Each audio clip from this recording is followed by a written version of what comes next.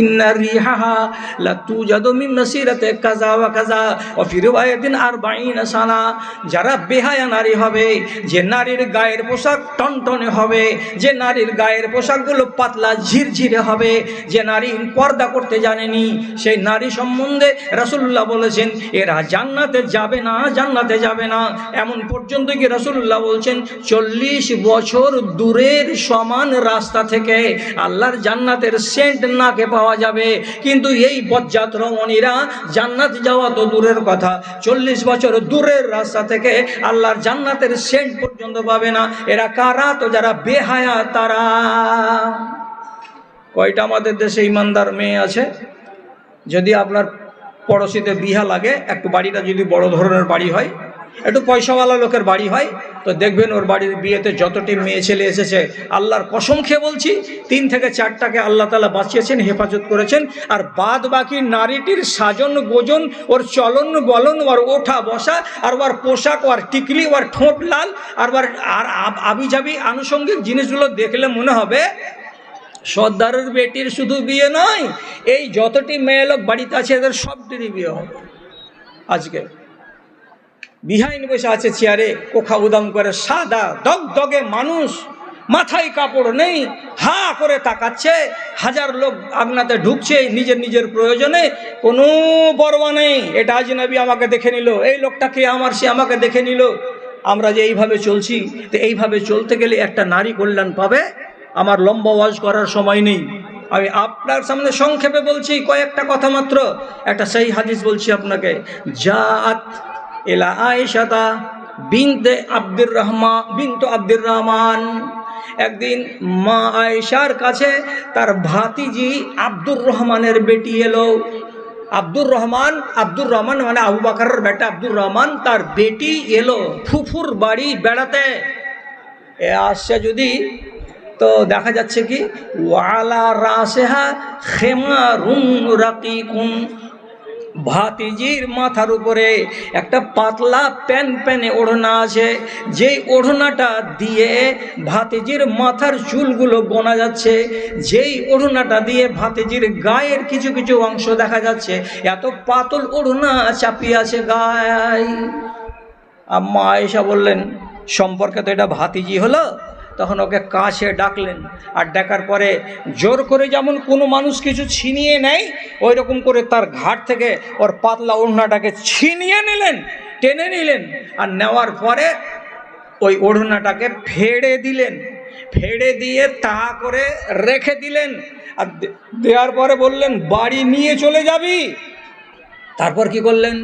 ওয়াতাহা খেমারান কাসিফা, বাড়ির ভেতর থেকে আলমারি থেকে আর একটা নতুন ওড়না এনে দিলেন মা আয়েশা। আর সেটা ওড়না ছিল বড় গপস, বড় মোটা এবং খাপোজ খোপোজ ওড়নাটা। দেওয়ার পরে ভাতিজির মাথায় চাপিয়ে দিলেন, আর দেওয়ার পরে বলছেন এই ওড়নাটাই মাথায় দিয়ে থাকবি, ওই ওড়নাটা জীবনে মাথায় চাপাবি না। পাতল ওড়না ছিল বলে নামিয়ে দিলেন, কেড়ে নিয়ে ছিঁড়ে ফেলে দিলেন, আর ভারী ওড়না, মোটা ওড়না মাথায় চাপিয়ে দিলেন। আমি যদি প্রথম অংশটুকুকে ধরি যে একটা ওড়না ছিল তো পাতল, আমার বেটিগুলো এই দেশে আর ওই দেশে, এরা একটা পাতল ওড়নাও তো মাথায় চাপাবে না? চাপাবে না? এটা কেমন কথা হয়ে গেল? আমি কি তাহলে আমার ব্যাগে করে প্রত্যেক জালসাতে যাব, আর 10খানা করে ওড়নি নিয়ে যাব, আর রোডের কিনারায় দাঁড়িয়ে দাঁড়িয়ে দেখবো কোন বেটি ছেলের গায়ে পাল্লা ওড়নি আছে, ওকে চট করে ডাকবো, ডেকে আর ওড়নি কেড়ে নিব, আর আরেকটা ওড়নি ওর মাথাতে চাপিয়ে দিব? তো ইয়ে তো গোটা গাঁই ওই রকম তামাশা করে আছে, তো তাহলে তো আমাকে 1000 করে ওড়নি নিয়ে আসতে হবে। তা আমি এইভাবে কি তোমাকে সংশোধন করতে পারবো? এটা কি আমার দ্বারা সম্ভব? তাহলে আমি আমার দেশের মা বোনগুলোকে এমন কোন হাদিসটা শোনাবো, আর এমন কোন উপায়টা অবলম্বন করব যে সেই কথাটা তারা শুনে নিজেদের ভেতরে একটা বিবেক করবে, আর একটু বোধ বুদ্ধি জাগ্রত হবে, আর তারপরে নিজের গাটাকে ঠিকঠাক করে একটু ঢাকতে চেষ্টা করবে। ভাইরে দেখেন, কথাগুলো যে বানিয়ে বানিয়ে বলে দিচ্ছে সে কথাটা নয়, একটু খেয়াল করবেন। আমার পাশে একটা দুটা নয়, ঝাঁক ঝাঁক আলেম বসে আছেন, সে আবার মাদানী আলেম বসে আছেন। উম্মে সালমা রাদিয়াল্লাহু তাআলা আনহা একাই যাচ্ছিলেন মদিনা হিজরত করে, তার স্বামী আগে চলে গেছেন একাই। তো এই উম্মে সালমার মতো একটা মেয়ে তীরমোহনীতে দাঁড়িয়ে আছে, কেমন করে মদিনা যাব, কেমন করে মদিনা যাব। এমন সময় এক আল্লাহর বান্দা এলেন, এসে ময়দানে খাড়ো দেখলেন এক মহিলাকে, দেখে তাকে জিজ্ঞেস করে বলছেন, কি ব্যাপার, তুমি এভাবে ময়দানে একাই দাঁড়িয়ে আছো কেন, আর তোমার মুখটা উত্তর দিকে হয়ে আছে কেন? তখন উম্মে সালমা চোখের পানি নামিয়ে বলছে, কে আছো ভাই আমার? আমি উত্তর দিকে মুখ করে আছি এই জন্য যে উত্তর দিকে আছে মদিনা, মদিনাতে আমার নবী আছেন, আমি আবার নবীর কাছে থাকবো। মক্কা ছেড়ে নবীজি চলে গেছেন, এক। দুই নম্বর কথা, আমার স্বামী আছে ওইখানে মদিনায়, নবীর কাছে উঠছেন আর বসছেন, আমি বঞ্চিত হয়ে আছি, কেমন করে মদিনা যাব তারই ধান্দায় আছি, এই জন্য তাকাচ্ছি উত্তর দিকে আর দাঁড়িয়ে আছি মাঝ মাঠে, কেমন করে যাব, কেমন করে যাব। কথার দিকে লক্ষ্য রাখবেন। এই আল্লাহর বান্দা উসমান বিন তালহা, উনি বলছেন, আমি যদি তোমাকে নিয়ে যাই সাথে করে তো তুমি যাবে? বলছে, হ্যাঁ যাব যাব। তো তুমি আমার সাথে চলে যাবে? বলছে, হ্যাঁ যাব। এই লোকটাই একাই আর এই মহিলাটাই একাই, আর কেউ নাই। এই মহিলার কোলে একটা বাচ্চা আছে। ওই লোকটার কাছে উঁট ছিল বেশি, ডবল। ওর একটা উঁটে বসালো আর বসিয়ে নিয়ে শুরু হলো সফর।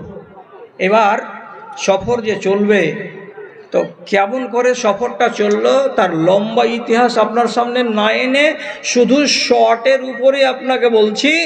যখন উঁট থেকে নামার সময় হয়, এক মঞ্জিল চলে যাওয়ার পর, তখন বলে, এই মহিলা এবার নামো, নামতে হবে। আমি নামছি, আরাম করব, কিছু খানা পানি খাবো, তারপরে আরাম বিশ্রাম করে আবার চলবো।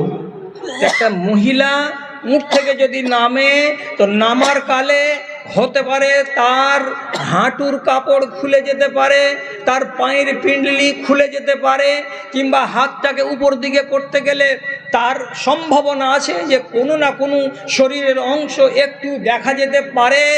এই আশঙ্কা আছে বলে উম্মে সালমা কি বলছেন, উটটাকে বসিয়ে দাও, আমার উটটাকে বসিয়ে দাও। দেওয়ার পরে, ভাইজান তুমি এখান থেকে 10 থেকে 12 হাত দূরে সরে যাও, আর সরে গিয়ে দাঁড়াও, এদিকে মুখ করে দাঁড়াবে না, উল্টো দিকে মুখ করে দাঁড়াও। কেন? কেন মানে এই, আমি একটা মহিলা, উটের পিঠ থেকে নামবো, নামার কালে আমার শরীর যদি কোনো জায়গায় খুলে যায় আর তুমি যদি দেখে নাও, তাহলে তার কৈফিয়ত আমি আল্লাহকে দিতে পারবো না। আর এটা যেন না হয়, এই জন্য আমি তোমাকে বলছি তুমি একটু দূরে সরে যাও আর মুখটাকে উল্টো দিকে ঘুরিয়ে নাও। আমি আরাম করে উঠ থেকে নামবো, সহি সালামতে যখন নেমে যাব, আমি গলাটাতে আওয়াজ করব, তুমি আবার আমার দিকে মুখ করে নিতে পারবে।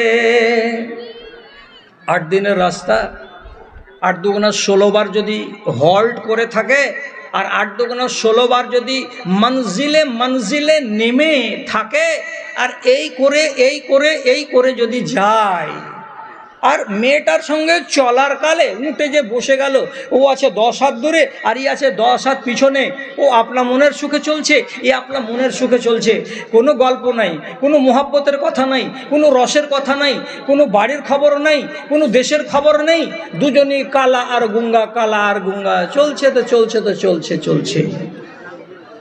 আচ্ছা, এ কোন আদর্শ? এটা কোন আদর্শ?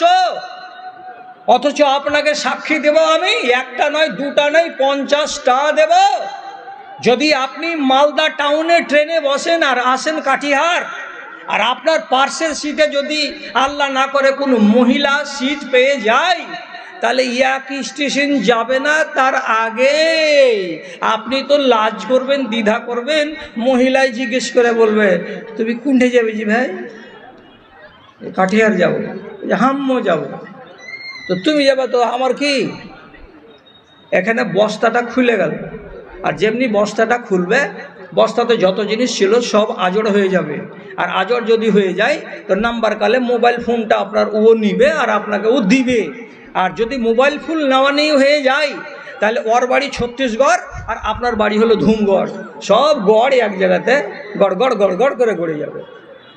বুঝতে পারছেন কথা? আর এটা হাজারটা হচ্ছে, একটা হয় না, দুটা হয় না, তিনটা হয় না, হাজার হাজার হচ্ছে। মাঠ আর ঘাট বলে নেই কোনো ভেদাভেদ, অপরাধ চারিদিকে করে থই থই। প্রদীপটি হাতে নিয়ে খুঁজি আমি দাঁড়ে দাঁড়ে, হায় রে কোরআনের দুনিয়াটা কই, ইমানের দুনিয়াটা কই, কোরআনের দুনিয়াটা কই, ইমানের দুনিয়াটা কই। আজকে 1976 সাল থেকে জালসা করে বেড়াচ্ছি, বেড়াতে বেড়াতে বেড়াতে বেড়াতে 2023 সালে চলে এলাম, কবরে যাওয়ার টাইম হয়ে গেল।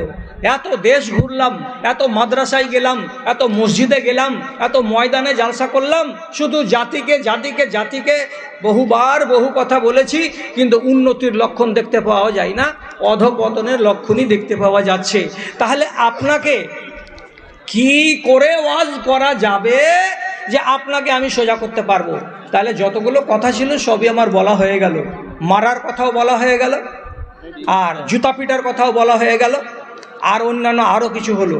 শুধু একটা কথা থেকে গেল কি, যে আপনার ঘাড়খানাকে নেড়ে বোঝানো হয়নি। এটা আছে হাদিসে। খুব সময় নেই, কম সময় আছে, কম সময়ের ভিতরে কথাটা বলে দিচ্ছি।